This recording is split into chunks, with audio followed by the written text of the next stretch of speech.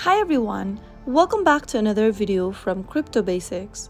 In today's episode, I'm going to be showing you how to delete your CoinMarketCap account. So without further ado, let's get straight into the video. First of all, open your CoinMarketCap application and log into your account.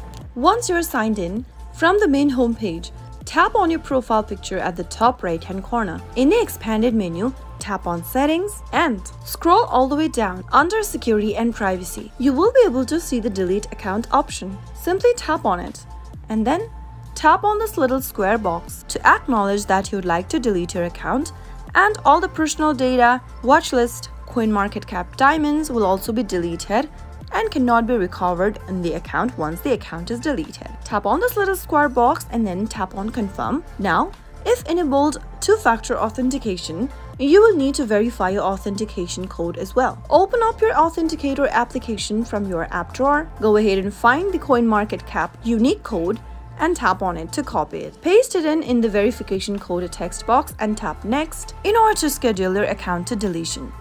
It'll take 28 days for your account to be deleted completely.